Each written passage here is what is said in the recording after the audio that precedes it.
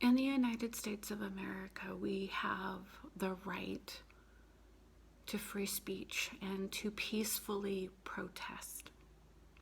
It's one of the greatest things that we have.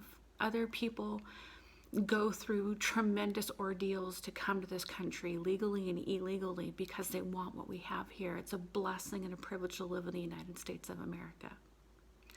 And over the last so many years, I have watched people squander that privilege. And right now, it's happening in a mass scale. It's ridiculous. What happened to George Floyd united all of us here in this country. We stood together in just horrified that could happen to a fellow human being. And I saw people of different skin colors and backgrounds going, we need to come together and fix this. And then you had some people go off the rails on a crazy train. And now our world has gone sideways here in this country. And the part that's really telling to me, instead of having leaders from both political parties coming together and decrying or being outraged against this violence, you see people on one particular side of the aisle, as it were, just sitting idly by, enjoying it happen. And then you see some people on the other side of the aisle decrying it and calling for peace and calling for unity. Right now, all of us should be calling for peace and for unity. And I would call upon every single American citizen right now to stand up and say, enough is enough. It's time for peace. This is not going to solve the problem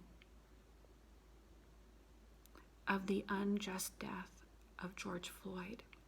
Destroying small businesses that have already been ravaged by COVID-19 is not going to solve it.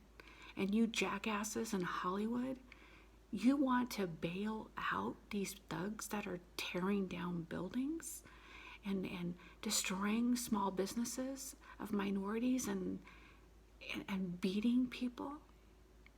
Wouldn't your money be better spent supporting George Floyd's family or those small businesses that have been devastated? Is that really who you are, Hollywood? Because I want to tell you something. This Native American patriot kindergarten teacher who busts her ass for every dollar that she has is not going to spend one more of her dimes on supporting you by going to one of your ridiculous movies. Not again. Every American who is angry and outraged by these thugs taking over a country, I would encourage you to stand up for peace. Stand up for our country. And it's time to reclaim our country and our lives back. Dr. King marched with white men and black men alike. And he said, dark cannot drive out darkness, only light can do that. Hate cannot drive out hate, only love can do that. And those of you who are perpetuating hate, you're the problem, not the solution. And if you're destroying buildings, you deserve to go to jail for that. And your punishment should be repairing the damage that you've done. Actions have consequences.